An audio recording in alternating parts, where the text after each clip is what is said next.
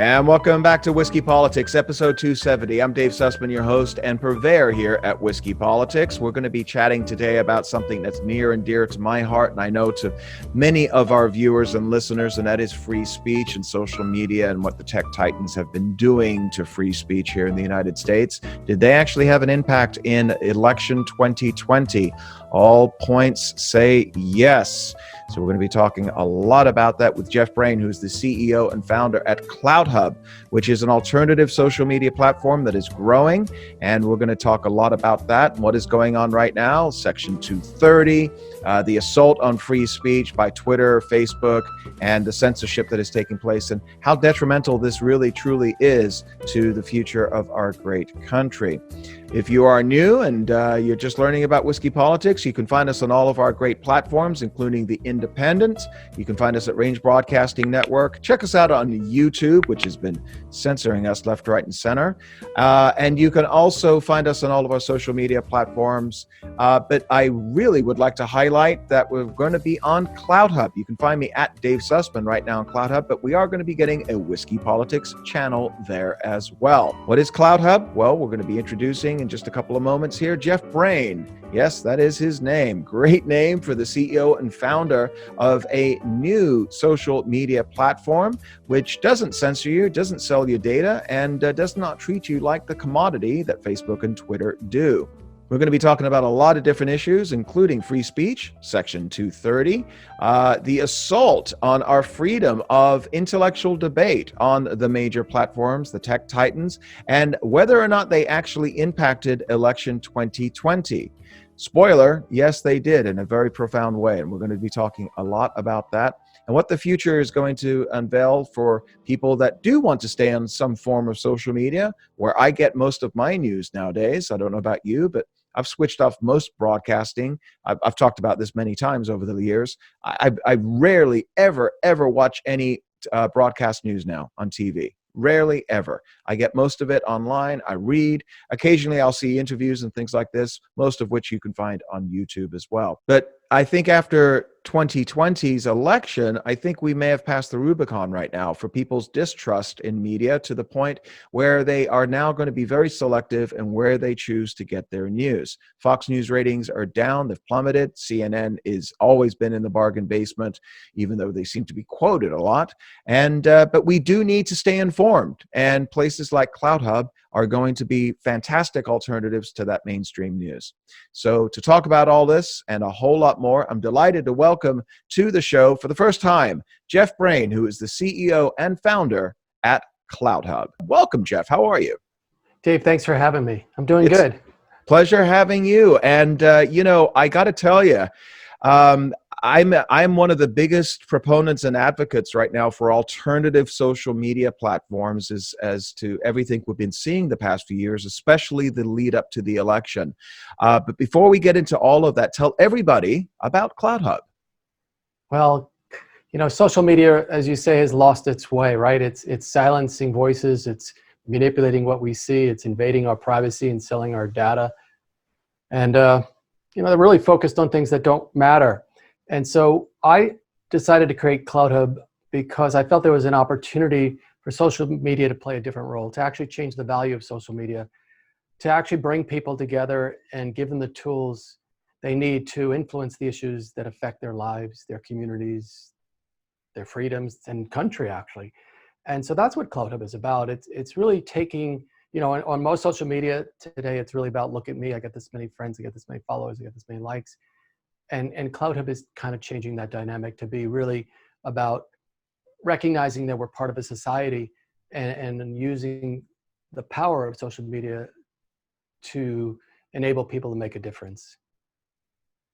It's interesting because, there's been several platforms that have been an upstart alternative to the big boys, Facebook and Twitter.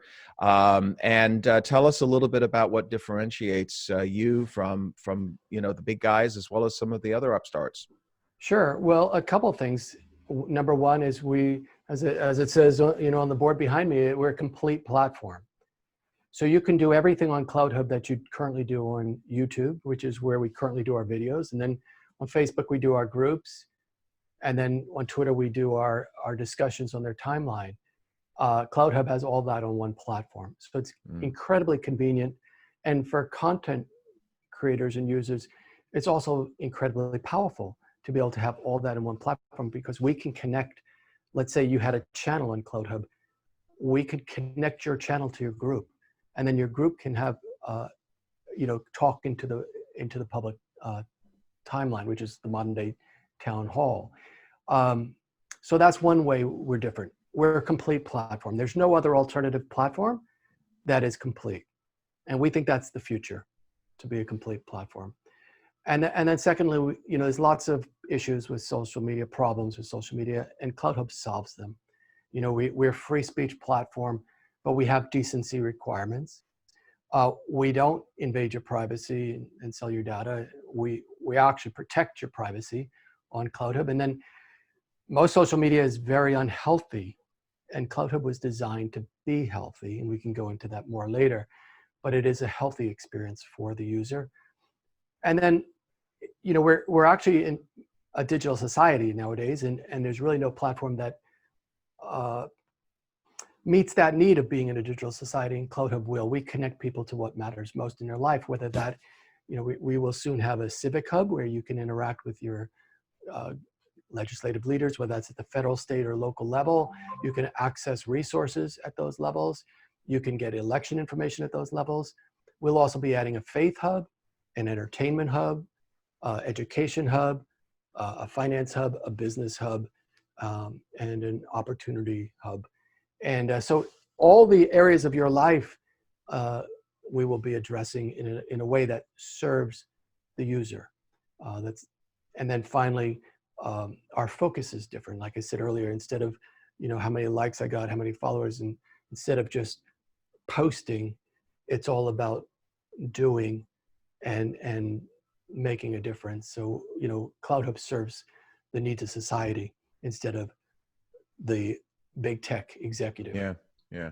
I've been playing with your platform for the best part of the last year, and I've seen it evolve, and you've got these video channels, and you've got all sorts of different things on there, which is a little bit different than what we're seeing with some of the other alternatives. And I got to tell you, everybody should be checking it out, because we really do need to find some alternative, especially to Twitter and Facebook. I want to get your sense of, you use the word healthy, and I think that's a very good word. I think it's a good, from the standpoint of opening up a discussion of what Twitter and Facebook have become.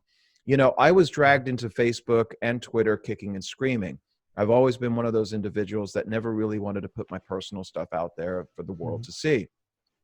Somebody sent me, or Facebook sent me an email back in 2010 saying, so-and-so put a picture of you up on Facebook. And this was a fraternity brother of mine that I haven't seen since the late 1980s, early 1990s. And I thought to myself, oh my goodness, I've got a business, I've got a family. I don't know what's up there. But I went in, and it actually was innocuous. It was just a fun picture of some guys hanging out. And then within an hour, you got 30 invites from people that I haven't heard from in 20 years. It was cool. It was fun.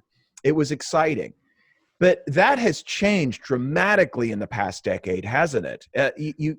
Going back to the word healthy, I find it to be rather toxic today. Would you agree? I absolutely would agree. You're 100% correct. I don't know if you've seen the movie Social Dilemma. Yes. But the movie is incredible, and everybody should see it. It's executives from these companies that have now realized the damage they're doing to society, and really how these platforms their whole goal is to keep us glued to our screens so they can sell ads to us.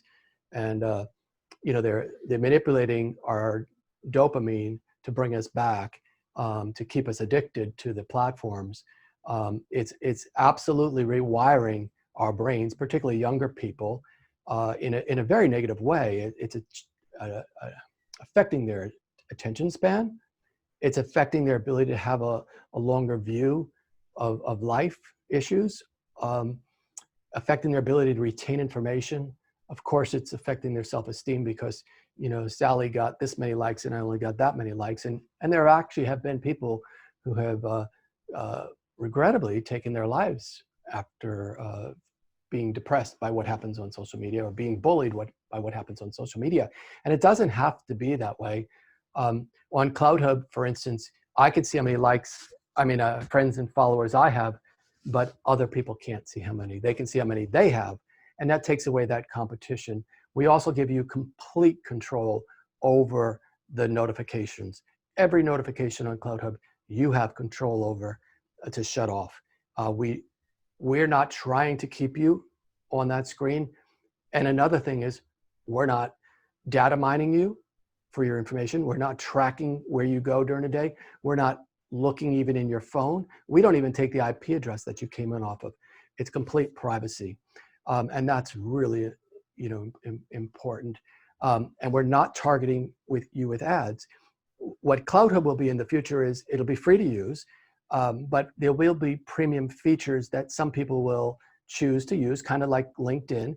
It'll be either $49 a year or $99 a year, depending on what level of premium features you want, and you'll pay that. But there'll be never any ads in the timelines, right? Because when you describe Facebook as it used to be, and you would share pictures of your friends and what you did on the weekend, there were no ads there.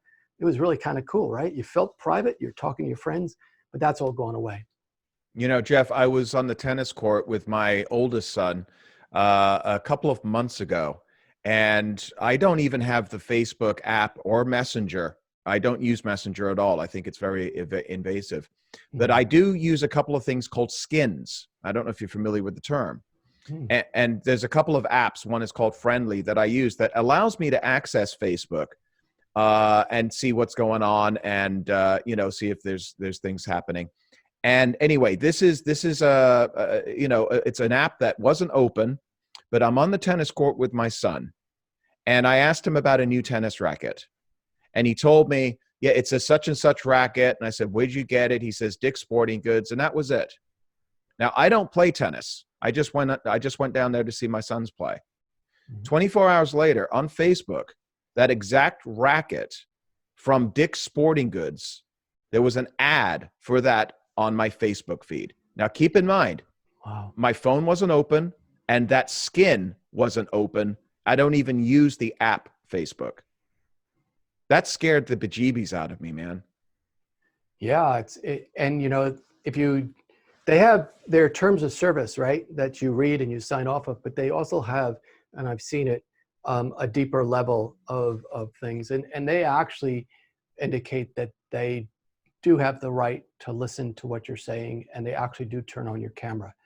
And it's just incredible that, it's gotten to this point, right? Just that we join a social media platform doesn't mean we give up our right to privacy. How did we ever get to this level? But I assure you, on CloudHub, we don't do that. We only will ask for three things, which is your name, an email address, and a phone number, so we can send you a verification code to verify you're a real person, because we don't want bots on our platform. But we'll never use that phone number for anything. Those are the only three things we're going to require. Anything beyond that, you voluntarily give, or you don't have to give, and it will not be required, and we won't take it. Yeah. So that's really, really important to a lot of people, the privacy issue too. Let's talk a little bit about the election. There are several reports by legitimate news sources that have done investigative reporting that show that there was a substantial amount of censorship taking place by the tech titans before and up and leading to the election. It got to the point where you couldn't even retweet certain types of tweets or certain subjects on Twitter. Facebook was censoring certain individuals. Trump was being censored. Conservatives were being censored. And many people are suggesting that the margin of error for many people in this country came down to the fact that most Democrats who replied, or I should say relied, upon the mainstream media for their news didn't even hear about Hunter Biden or the Russian, Ukrainian, Chinese collusion scandals that are a legitimate story and are now being proven. And there's now issues being, obviously that we're going to be looking at with this new administration. That was prevented from being seen by many people on social media before and up and leading to the election. Talk to me about Section 230 and how it applies to that and the greater industry and where you guys fit in. Well, you're absolutely correct. Big tech did play a role by censoring certain viewpoints. It's been an issue that's gotten increasingly worse over the years, right? We saw originally they got rid of Alex Jones and said, well, he's kind of a extreme guy way out there, and we said, okay, Alex is a little bit aggressive, and then they got rid of Laura Loomer, okay, but now you see doctors in front of the Supreme Court talking about potential treatments for COVID, and all those videos were removed. Why? If the pandemic is so serious, why wouldn't we want to hear every opportunity or option? And then as we got closer to the election, we saw the Hunter Biden story being shut down. We saw lots of manipulation in what we see, and you can't have a functioning society or republic if that's allowed to occur. Now, Section 230, I think needs to be modified. So for your audience, Section 230 provides platforms like CloudHub and others an exclusion, right? If I was a magazine, I decide what goes in that magazine, and so I'm responsible for what goes in that magazine if I do something wrong. Can I just read it for our audience real quick? Because it's only one line, right? It states that no provider or user of an interactive computer service shall be treated as the publisher or speaker of any information provided by another information content provider. Now, keep in mind, this was written in the 1990s before any social media existed. Right. It really was around bulletin boards.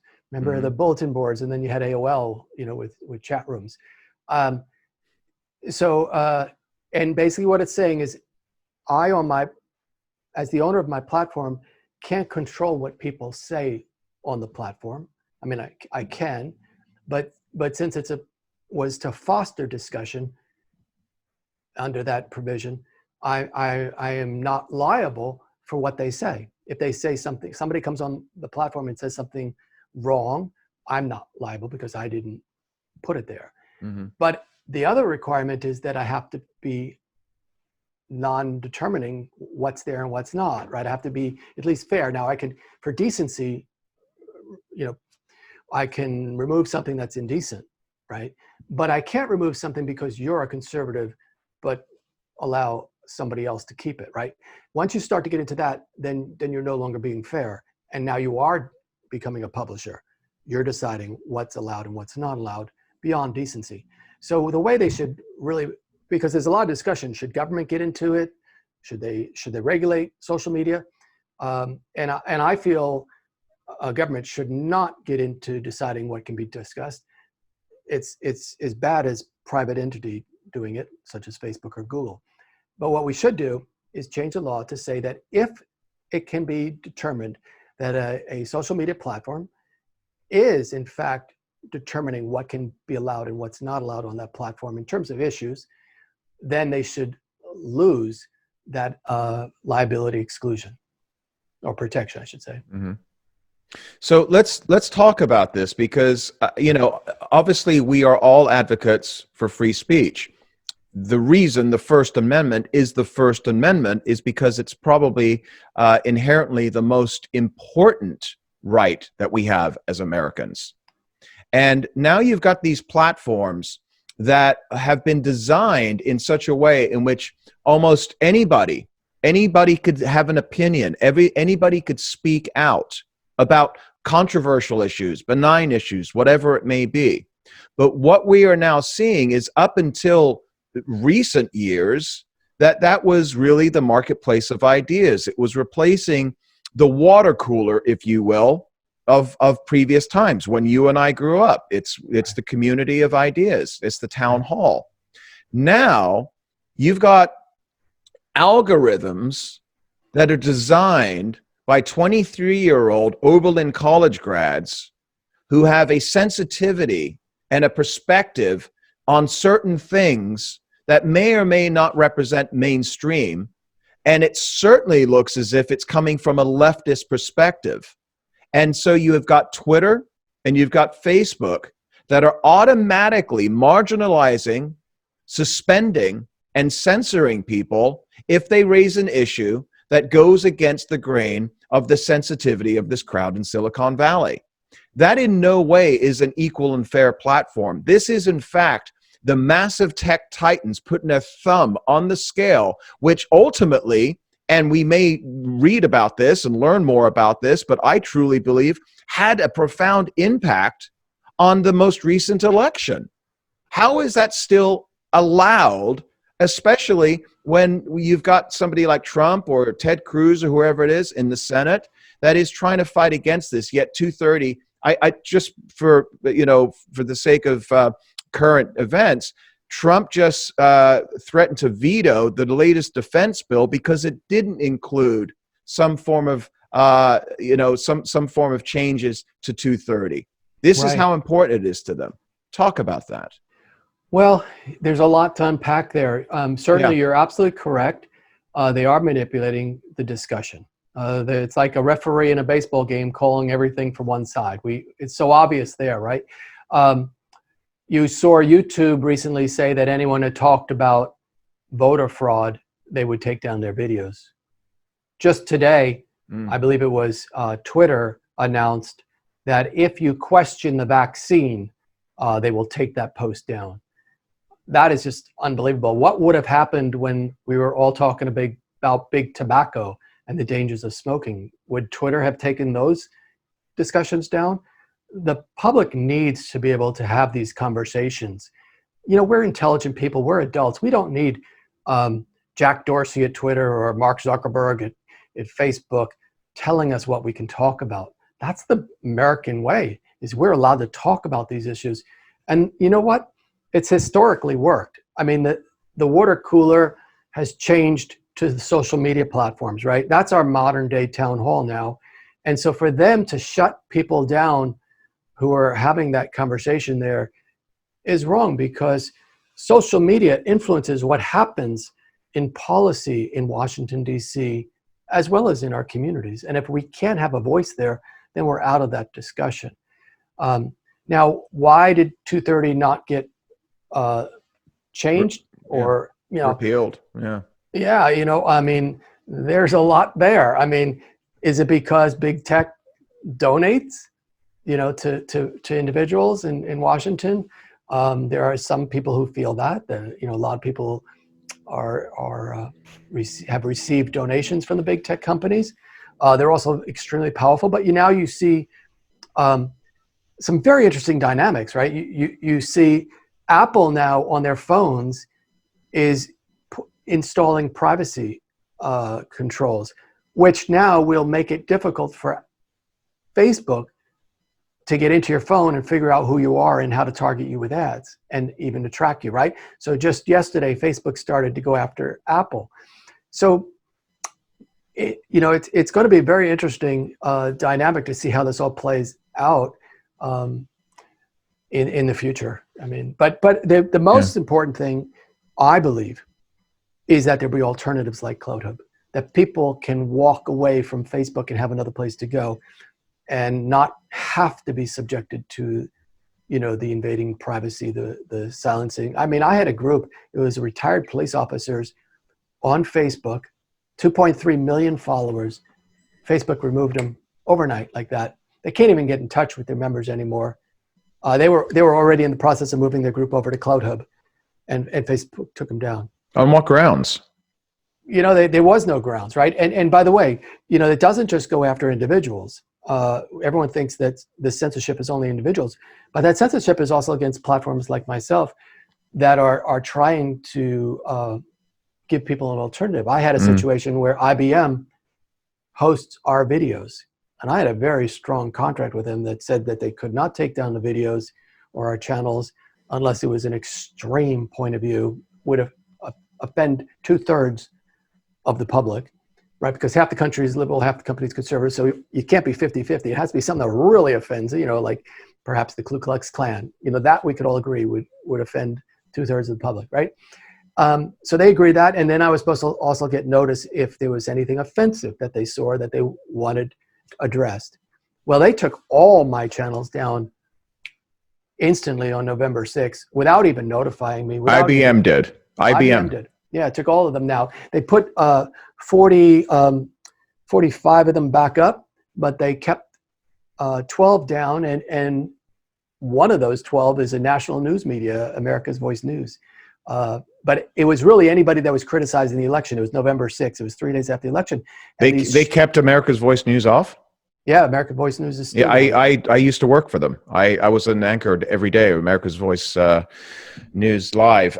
That's incredible. Yeah. That really is. So well, now what we're doing, and we're building our own platform, our own hosting platform for video, and also our own video management system, and we'll have it up in about another week or so. And then nobody could ever take anything down off of CloudHub again. Jeff, is there a slippery slope issue with this? Because a year or two ago when they took off Alex Jones, and I wrote about this extensively. I'm not a fan of Alex Jones. I think he's a bit of a clown. He does raise some interesting points here and there, but he's also really, said some things that are deeply offensive to a lot of people over the years. Right. But I was a proponent of allowing Alex Jones to have a platform on YouTube and Facebook and Twitter. Okay, I just choose not to watch it. 99% of broadcast television, I choose not to watch because I'm not interested in it. So I can make the decision. But they said when Alex Jones went, then they're going to go after the next one, and they did, and they're going after a lot of different people. Sure. You raised the issue regarding, let's say, for example, you brought up the KKK, Ku Klux Klan. Yes, of course that's offensive. Of course that is, absolutely unwelcome in international dialogue. Any form of blatant racism and homophobia, whatever it may be. But what is that slippery slope? What is the fine line? And most importantly, Jeff, who is the arbiter of that? Well, you raise, again, good points. I mean, monitoring a social media platform, I have to tell you, is probably one of the most challenging aspects of creating a social media platform. You have to find a very sensitive line, where you let people talk about the issues. And that's kind of where I've drawn it. I let people talk about issues. As long as you're talking about issues, you're free to go. When you start to talk about people and, calling them names or racial names, racial slurs, that's where we draw the line. So on CloudHub, we've actually done something very revolutionary nobody else has done. We actually have identified terms that we feel are derogatory racial slurs or graphic sexual terms, and our AI monitors words that are being typed. And if somebody tries to use the N-word and hits post, they'll get a pop-up that actually says, this is not appropriate for this platform. Please edit it or delete it. And it never lands on our platform. We never have to have an argument with the individual to take it down. And we do the same for porn. If somebody puts up an image and it were to have porn in it, it will never land in our platform. We don't want that. Now, there's other platforms people can go to for whatever they want. But on CloudHub, which is to be the hub of our digital society, mm-hmm. That's not appropriate for our platform. So you chose a list of words that are deemed offensive, and is that something that you were personally involved with? And I guess I'm trying to understand the human interaction on the decisions that are made here. Well, and again, great points. So yes, I was involved in it, and I also sent it out to a bunch of people that I know, mm-hmm. and asked both female and male what they felt was offensive or not, because some words can have two meanings too, so we came up with a compromise, a reasonable list of words. It seems to be working. Once in a while, somebody will say, hey, I use that word and it should be allowed because I'm using it in this context. And then we look at it and we'll adjust our algorithm, it's really just a lookup. Okay. And, but also let me tell you this. I don't know if you know who Ron Coleman is. No. Ron Coleman's a free speech attorney. He's involved with us. Harmeet Dillon is I know Harmeet. Yeah, absolutely. Harmeet's involved with us as well. And Kurt Schlichter looks like he's going to get involved with us. And what we're looking to do is set up a committee of free speech attorneys, a balanced committee, and when their issue comes up, we allow them to be the ones that decide if this has crossed the line or not. Hey, listen, if you've got Harmeet, and I don't know Ron, but Kurt's been on our show a few times, and great people, great people. Yeah. So let me ask you this, though. What if it crosses over where you are describing an individual in the sense that you're talking about a group in relation to an issue? I'll give you a quick example. The trans community, okay? There's a tremendous amount of discussion happening right now regarding whether or not people that have had gender changes, sex changes, should be allowed to play sports on the other team, so to speak. Okay? Those issues are valid issues to be discussed. I think Those so. are valid issues, but the terms that are related to that issue, is that deemed transphobic? Is that something your algorithms would determine are not acceptable? How does that work? No, that's not a problem. Okay. That's not a problem. People are adults. Mhm. We need to be able to talk about issues, right? There's discussions about young children, whether they should be able to make a Yeah. transition, and these are You got gender important issues. dysmorphia at 8 years old and they're giving them chemicals. Right. These are issues that society needs to address. I don't know why suddenly we feel that we need this big brother to tell us what we can talk about or not. Mm. The reality is society has always been able to, over time, figure out what is right, what makes sense, and what we believe.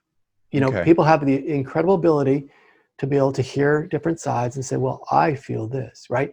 We don't need Jack Dorsey to say, well, you can't hear about people who oppose vaccines. That's where you get into dangerous. I mean, I use the example of big tobacco, but let's take it even further back. Let's take it back to Martin Luther King. Would they have objected to him and the bus boycott in Atlanta? So big tech should just stay out of the issues and be a neutral vehicle for the people to have the discussions and figure out what's best for the people. What about the big tech platforms that are now actually getting involved politically? And I guess I would like your opinion on their conflict of interest as it appears. For example, there's a group called the Amistad Project, Mm-hmm. and they're an election watchdog group. And they showed that there was undue influence of Facebook founder Mark Zuckerberg by him donating significant amounts of money, about $350 million, to several left-wing nonprofit groups throughout the 2020 election. And much of that money was funneled, millions of dollars, into infiltrating voter turnout for Democrats. Okay. Now we are looking at not just a tech titan that has the power to determine what can and cannot be said, but they're actually now proactively funding leftist groups. Is that not a conflict of interest? And where does that fall under, where the government should be involved? Well, first of all, Amistad Group did that press announcement on CloudHub. They have a channel. And then we also have Phil Klein's daughter has a channel on CloudHub called God Freedom. Mm-hmm. Apparently Mark Zuckerberg donated a lot of money to the campaigns, and apparently there's some question about whether that's even legal or not. I can tell you that I would never do that as my platform. I feel our role is to be a neutral, neutral on the issues. Our members bring the issues. We stay out of the issues. As we move forward, we're actually going to take a certain percentage of our revenue and put it in a foundation. And our whole platform is about get involved, right? Get involved in your community, fix things, solve things. And so our members actually will be able to apply to our foundation for grants, whether if they're going to paint out graffiti or if they're going to create a pocket park or some other program, they can apply to our foundation $5, $10, $15, $20, $25,000 grants. But I never imagined that we will, as an organization, play that role. We're doing things very different. Cloud But Hub. should there be a law precluding? It's basically like your telephone utility, okay, doing the same thing, and then preventing you and I speaking on the phone or speaking now as we are on the internet, Right. and not allowed to say certain things. And the telephone company, let's say it's AT&T or Ma Bell, whoever it may be, then takes spends basically of their political donations 99.5% of it for one particular party. Right. Isn't that a major conflict of interest? It certainly seems it to me. I mean, corporations have been donating money to parties for many years. I think the element to that equation is what you said about them silencing us on the platform, or let's say AT&T silencing us on our phones, right? That would be wrong. Clearly, should be wrong. So. So talk a little bit more about Cloud Hub specifically. You're talking about channels on there. Yeah. You're talking about some of the features that are different than what people would expect on Facebook, Twitter, or some of the other startups. Yeah, absolutely. Thank you. So, we have groups, and our groups, people are very active in them, and they're organizing in our groups, and all across the country we have groups. We have a group for every state, actually. And right now you have, the excessive lockdowns. And so there's people addressing the excessive lockdowns. You have the discussion about COVID treatments, or actually silencing about COVID treatments. And there's, groups about, the truth about COVID. They're really addressing issues that are important to us in our lives. So we're really excited about that. We do have channels. We have some very major players in their channels. We just actually got John Solomon of Just the News is going to be coming. David Webb, John B. Wells, Steve Bannon will be setting up a channel on our platform. And we've got, already many others. X22 is one of the ones taken down, but he'll be back up as soon as we get our new platform up and running. Well, we look forward to joining you on there as well. And yeah, we're looking forward to having you too. Yeah, we're excited about that. And so, and we have a lot more to build, in Cloud Hub, but it definitely is a place where people can come, and I encourage the viewers to come. And by the way, we're a new platform. We're not perfect. We don't have the $1 billion budget of a Facebook or Twitter, but we will continue to get better. And with the help of the members who come and giving us input, we continue to get better. What's your view of the landscape outside of Cloud Hub with some of the other alternative upstarts? You see Parler, you see MeWe, and several others. Sure. I think it's good to see these other free speech platforms. I don't think they're in the same category as Cloud Hub. Like I said, Cloud Hub is a complete package. I see Parler as a place where people go as an alternative to Twitter. And MeWe, I played with it. I think it's, I have nothing to say really about it other than it's very different focus than Cloud Hub. On Cloud Hub, you can come, you can socialize, you can connect with your friends, do everything you do on Facebook, Twitter, and YouTube. And then we'll have much more. It's kind of a combination of Twitter, Facebook, and the others as well. It isn't an alternative to one or the other, is it? That's right. That's right. And also on those other platforms, like on Parler, you post, and then you see how many likes you get. Yeah. Right? That's the game. I mean, that's all there is to it. And I think that's the dopamine that you're talking about. That's right. And they show you your views, right? How many people looked at your thing? Yeah. I don't even know how they calculate that. We purposely didn't put that because that gets you into this game of, I got to get more views. I got to say something a little bit more wild, perhaps, to get more views.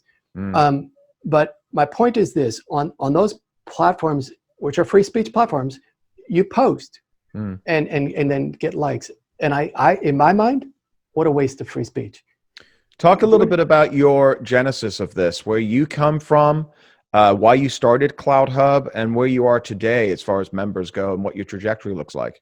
Sure. So what I just wanted to finish was, if you're going to have free speech, do something with it.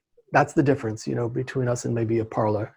On our platform, you can connect with other people, you can collaborate, you can organize, you can advocate, you can mobilize, and do something about that issue you care about. Now, my background, I was first of all, I've been a business, executive and entrepreneur all my adult life. I also was very actively involved. I used to live in the city of LA. I was a commissioner for the city of LA. I led an effort to reform Los Angeles as a private citizen. A commissioner. What role was that? A commissioner for the city of LA. I was on the Government Efficiency Commission under Mayor Reardon. Oh, good for you. Yeah. Dick Reardon, the last great mayor of Los Angeles. That's right. That's right. It's been a while. Yeah. But I was also under, So you must have been young, because that was in the mid-90s. Early to mid-90s, yeah. Well, not as young as I maybe look.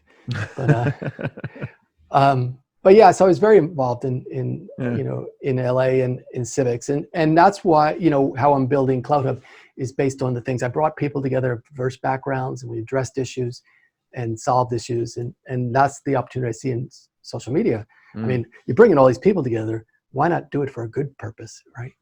And now, as far as Cloud Hub goes, we actually just announced a whole team of influencers. We have about 30 influencers, major people: Harmy Dillon, Ron Coleman, David Webb, Kevin Sorbo, Christy Swanson. We have a great team: Deneen Borelli, Tom Borelli, Katrina Pearson, Dr. Gina Loudon. Really a great group of individuals who now will start to go out and be ambassadors for Cloud Hub and go, encourage people to join Cloud Hub. They expect there will be a couple million people in a couple months. Now, most of those names, I know many of them, probably 90% of them, individually, personally, they would be considered right of center types. Do you feel that is going to be the primary focus of Cloud Hub, or is it going to be for both sides of the political aisle? It is intended to be both sides of the political aisle, and I can tell you that we have discussions going with other people on the other side of the aisle, and that's very important. I don't want it to be a red platform, which is what Parler has become. Right. And let me tell you this. Why Cloud Hub will not become that is because we're bringing groups, and the groups that come to Cloud Hub, a lot of them have nothing to do with politics. We're working with through an individual to the Association of American Home Builders, which is a huge organization, to come to Cloud Hub. We also have been bringing a lot of faith groups to Cloud Hub. And they're not necessarily political. You work into a church, you can't say it's all Republican, or, half of them are probably Democrat, half of them are Republican. So as we start to bring groups in that have nothing to do with, we have a trucking group, truckers across America, has nothing to do with politics. And that's what'll keep or ensure that Cloud Hub is nonpartisan. Now, I will also tell you that I had a wonderful conversation with Richard Dreyfuss. Richard Dreyfuss started a foundation in 2006. He's a big proponent of civil rights and free speech, isn't he? He is, and we had the Constitution. Exactly. He believes in civics. He started the Civic Foundation, and he wants to, on Cloud Hub, teach about civics. And so we're talking about setting up a show for him where he would interview educators about civics and political leaders about civics. That's outstanding. I know he's left of center when it comes to political issues, but I truly respect that. The problem that we're facing today, a lot of the problems that we're facing today, is that so many of our kids who are now voting age adults never learned civics. They took civics out of the classroom. They don't understand the Constitution. And that's why they're so easily swayed to, get rid of, repeal the Electoral College, or, do all the different things that a lot of people in politics today want to do to change things because it isn't going their way. That's really scary. So kudos to Richard Dreyfuss. Looking forward to seeing him on your platform. Yeah, we think that people will come. We're building a tool that any side would want to use once it's getting completed, because it'll help them to reach out to other people and to influence the issues they care about. Now, are you privately funded? Do you have investors? Where's that coming from for you guys? Because this isn't cheap to run a group like what you guys do. No, it's not cheap. Right. It's not cheap. So I put in the initial money, and then Okay. I did start to raise some money through investors. Um, and it's mostly friends and family kind of thing, Hmm. individuals. There's no corporate money in it. There's no VC money in it.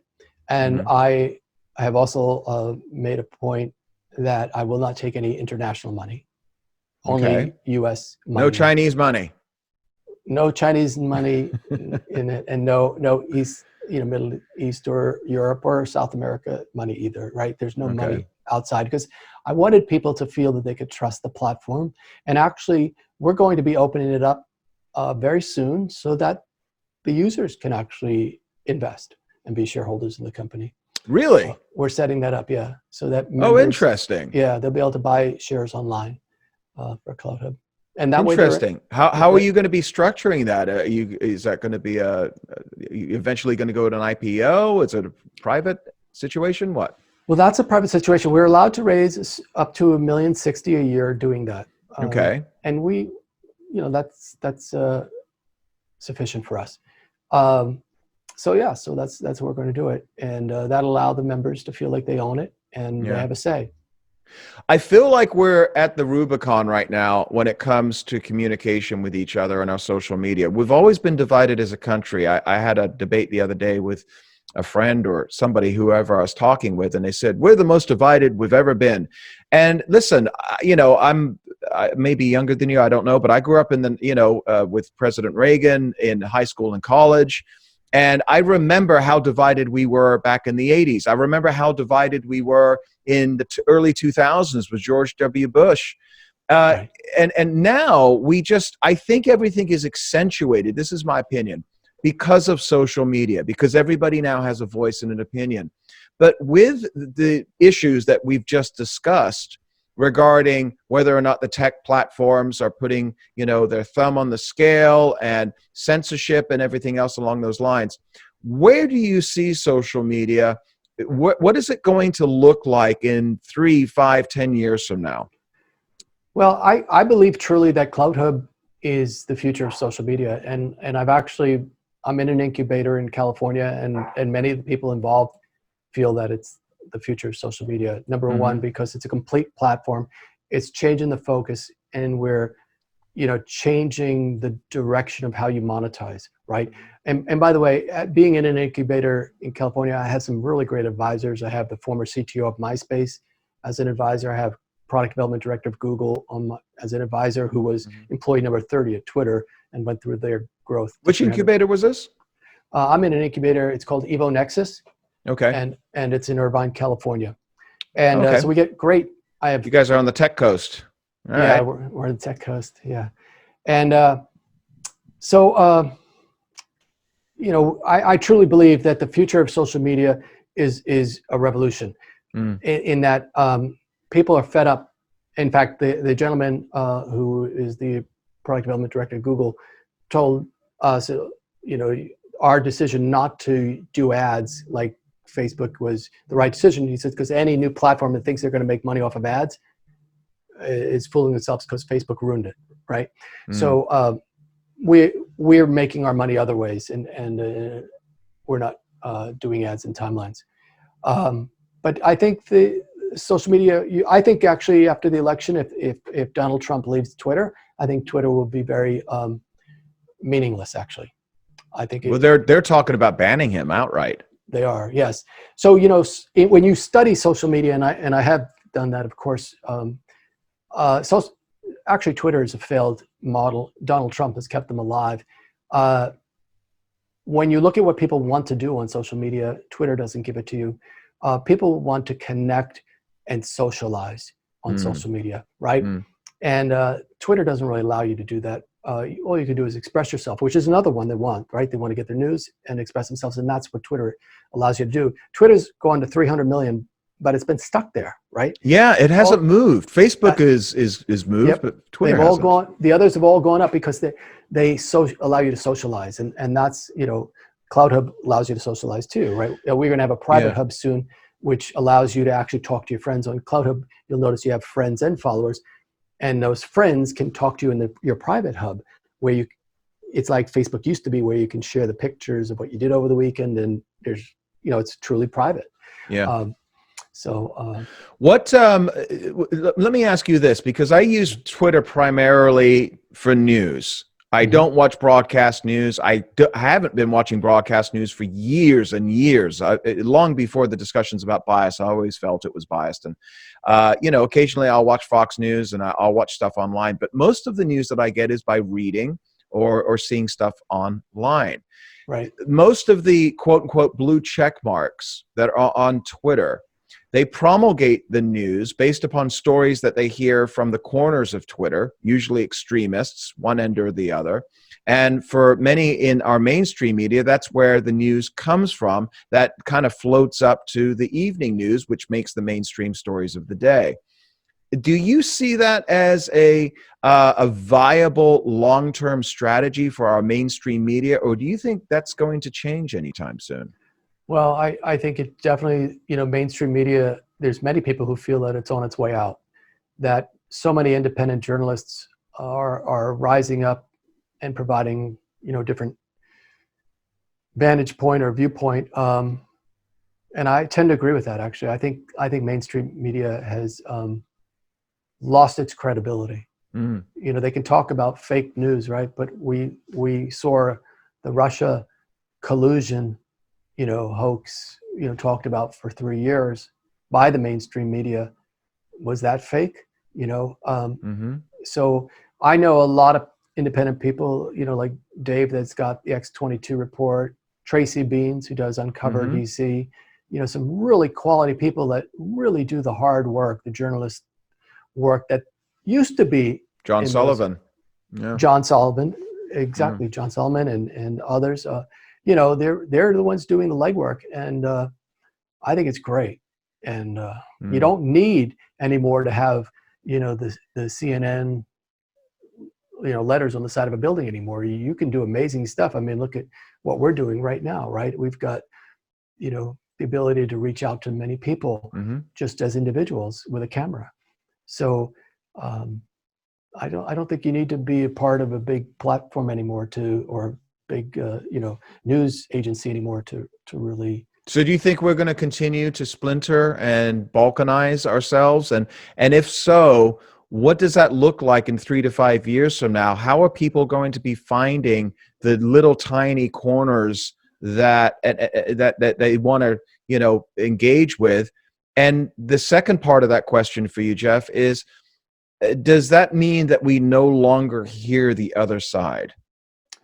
Well, that's exactly what that Social Dilemma movie talked about, right? Yes. That how to keep us, connected to the screen, they're showing more and more of what they think we want to see, which leads us further into a more extreme position, right? And then, of course, when the other side talks, we go, what are you, crazy? Haven't you seen what I've seen? And so, I think that's why, again, I created Cloud Hub. It's doing it differently. I'm not manipulating what you see. I'm not forcing stuff to you. And I'm encouraging both sides to be there and have a discussion. I'm trying to reverse that trend. When I talked to Richard Dreyfuss, he felt that Cloud Hub could be the answer to changing the dialogue of and this lack of civility. It could be a place, if we do it right, and if people support it, where we can reverse that direction and start to build bridges. We have one tool we're going to be building, which is going to help find common ground between people. You and I might talk about something and disagree, and so we might think we don't have anything to agree on. But the reality is we might agree on 9 other things. We just disagree on that one thing. But we don't know that from making a post in a platform. But we actually have a tool that we're building that would allow people to actually find out how much they actually do have in common and to work on those issues. I refer to my good friend Kent Emmons. I don't know if you know who he is, but he started a news station called Crave News, where we have a show. And things have changed, obviously. The studios in Los Angeles have been more or less shut down. He just opened it in February of this year, so great timing. But he wrote a book called The 80% Majority. And this goes back to what you were just talking about, Jeff, from the standpoint of the fact that if you actually sit down with a friend of yours that may have voted for the other candidate from who you voted for, but you actually sit down and discuss the issues, we actually all mostly agree. Republicans want clean air, clean water. We want good schools. We want good health care, right? Mm-hmm. And if you step outside of the echo chambers from the mainstream media, you can actually sit down and understand that we may not agree with the means to get there.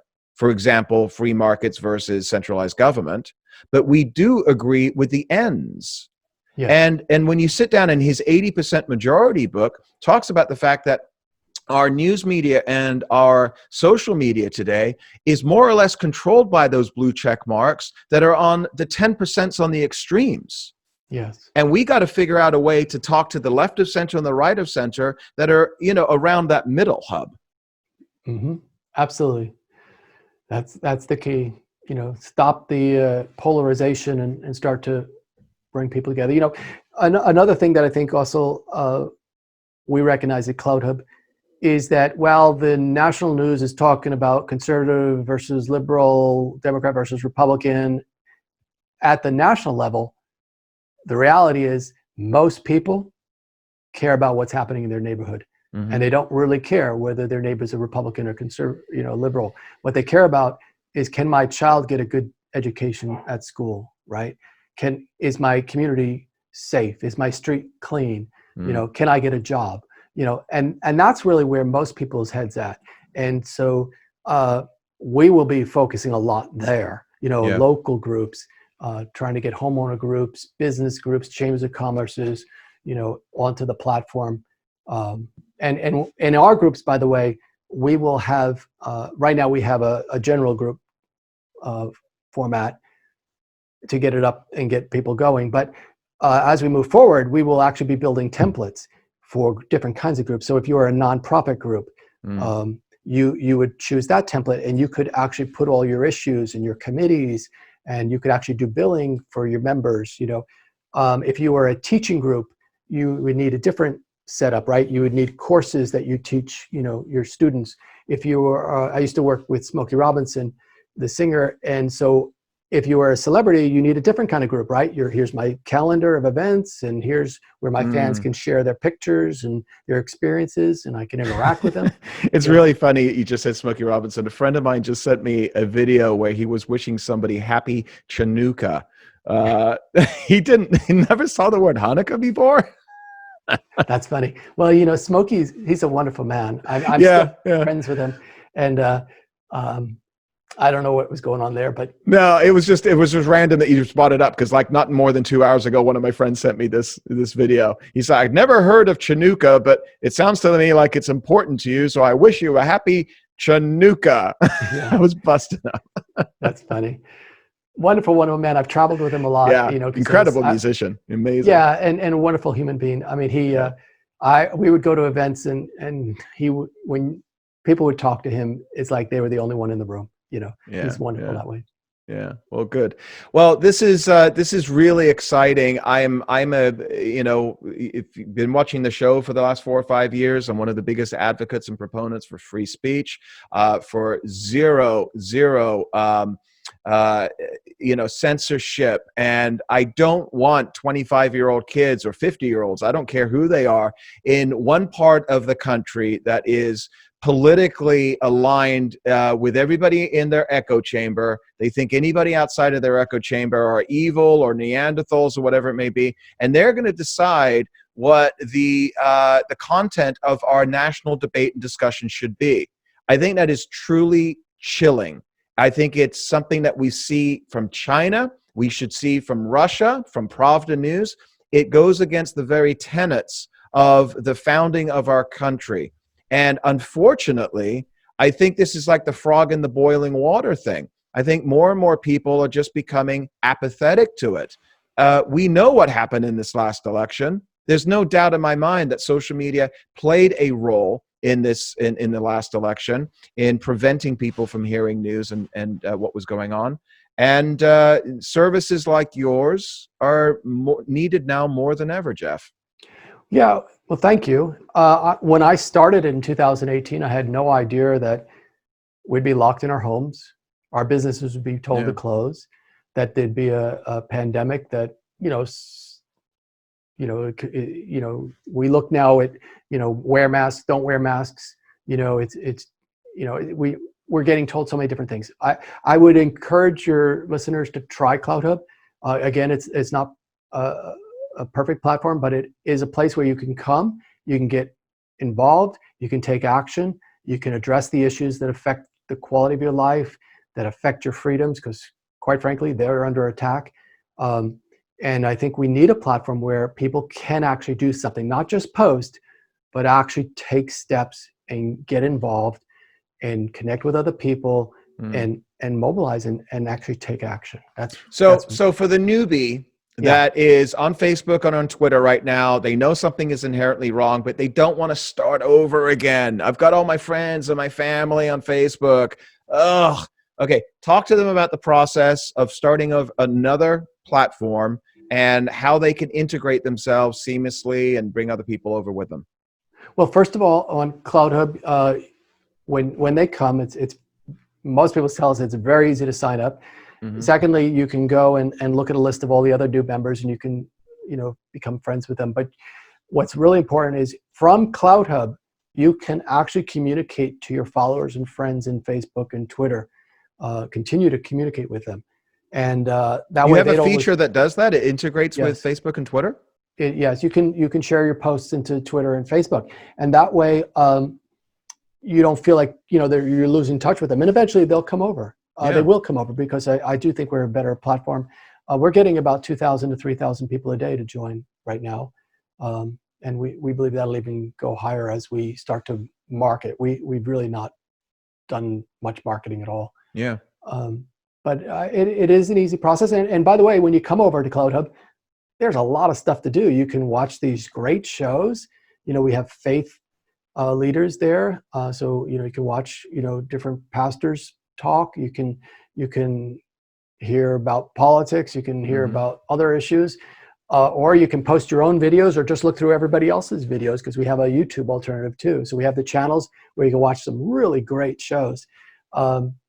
And or go into the video galleries, and then also we have a news. We haven't even talked about that. We have a news aggregator, so you can get your news for the day, whether that's politics you like to read, or technology, or business. You can get all your news on CloudHub Great. too. Good. And yeah, Good. So obviously cloudhub.com, that's where everybody needs to go. cloudhub.com, and you can sign up there, and we are available for your computer.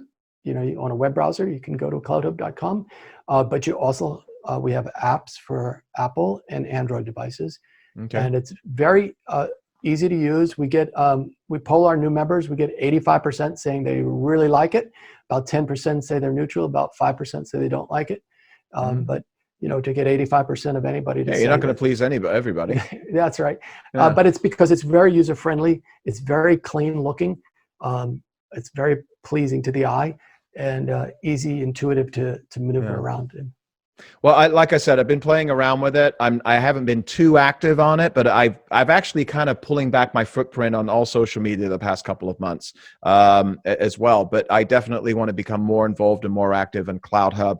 I think it's important for us to still be able to have a platform where we can communicate and not worry about censorship. And listen, they're kind of killing the golden goose, up in Silicon Valley. And I agree with you. I think Twitter's going to go the way of the dodo in the next couple of years if Trump gets banned or leaves or whatever it may be. So maybe you can get him over at CloudHub. We'll certainly try our best. Yeah. Jeff, greatly appreciate you taking the time today. Best of luck with everything. And I want to hear about the investment opportunity as well. So maybe we can talk about that down the road. Be happy to talk to you about that. And Dave, thank you for having me. And we look forward to having your channel on Appreciate CloudHub. it. Thank you so much. Jeff Brain with CloudHub. Find him at cloudhub.com and at CloudHub on your social media. Cheers. Thanks, Jeff. Greatly appreciate it. And looking forward to getting more involved with CloudHub. Everybody check us out. You can find me at Dave Sussman on CloudHub. And you can look for that new Whiskey Politics channel as soon as we get it implemented. We'll play around with some artwork and get it all up and running here. But it is places like CloudHub that are going to be providing us with the platforms necessary for us to continue getting out the real information. I think we've gotten to a standpoint where I was watching Barry Gibb, the Bee Gees. He's on this HBO documentary on the Bee Gees, which is fantastic, by the way. I highly recommend it. And I wasn't a fan of the Bee Gees. I used to laugh at them, especially in the 70s and early 80s. And you don't have to be a fan to appreciate, number one, how many massive hits this one group had for decades. I didn't know most of them. I mean, there's some beautiful music. Massachusetts from the 1960s and 70s, incredible. Obviously, we all know Saturday Night Fever and the disco that they got involved with, but they really became masters of multiple different genres and categories of music throughout the decades. Anyway, I don't bring him up for that, but Barry Gibb stated something that he believes, and he's getting up there now. He's lost his two brothers and he's retired in Miami, and he says, there is no truth. There's only perception. There is no truth. There is only perception. And I'm watching this documentary, and I thought that is absolutely brilliant, because that is exactly what we're dealing with right now. No truth, just perception. And the perception is based on those who choose to determine what the truth is, or the perception should be. Much of that is coming from our mainstream media and our tech titans. And the problem is that, if they allowed the other side, there's two sides to every coin. Okay, for anybody that tells me 100% unequivocally there was no fraud in this last election, we're done talking. I got nothing to say to you. And there's some conservatives, 5-10% of the remaining Never Trump conservatives still truly believe that. Fine, go and talk amongst yourselves, enjoy your own little echo chamber. Meanwhile, I'll stay in reality. But the problem is that reality is no longer being represented in our mainstream media or on our social media, those platforms that we kind of, all thought was going to be equal opportunity for all opinion. No, they are absolutely, no, not at all. Now you are being deplatformed. You're going to be censored. You're going to be suspended and even kicked off altogether if you're talking about multiple different issues that go against the grain of the mainstream media and mostly the left in this country. You want to talk about whether or not you have a concern about vaccines? You're done. You're out. You want to talk about election fraud? You're over. You're finished. You're done.